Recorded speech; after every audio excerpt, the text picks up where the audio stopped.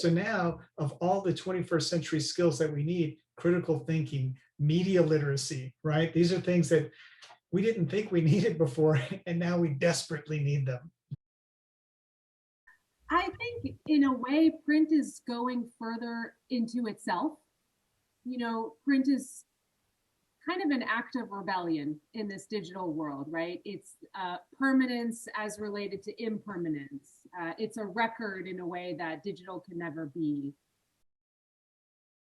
But I do think because there are so many different types of music and people can really like learn about new music. Like I know I'd go down rabbit holes all the time of sounds that I'm not used to hearing.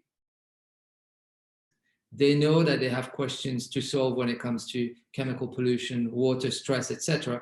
And if on top of that, it makes economic sense for their businesses to operate in that way, then I think we get a lot of traction. I would say find some trans, particularly Black trans communities and organizations you want to donate to, put your pronouns in, and then just be open and open to learning and knowing that you're probably going to make a mistake and that's okay, but like don't like let that limit you into wanting to continue to show up and be compassionate and human to all these different folks within the community. What I recommend for consumers is to get to know the wineries and find the small wineries. I mean, Dante and I farm only 18.5 acres. People know us personally and they get to know us. Find wineries around the world that you know. We've quantified our carbon footprint. We know that there's a certain amount that we can impact as a business. But if we get our millions of fans to act on climate and to pledge and to do one thing, that's where we're going to have a sea change.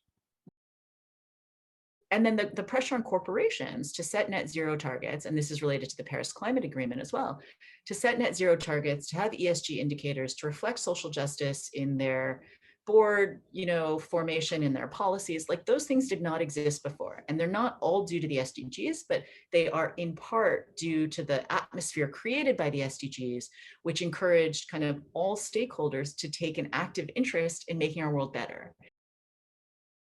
You look at a mass population like China suddenly discovers things like pineapple, and suddenly you see a huge shift in supply chain and other things. And again, that's a positive thing, because in the end, the more fruits is demanded, the more there is an interest to develop this industry, to develop the farms, to develop the farmers, and hopefully to continue, increasing wealth, quote unquote, for many people around the globe. I hope that what could come out of these sort of painful, realities of COVID is like slamming on the world in different ways in different places, is a understanding of how much we need each other and how we can help each other, and if you're, not everybody wants to, but if you can stand in the middle of the hard stuff or help with the hardest stuff, it's really important.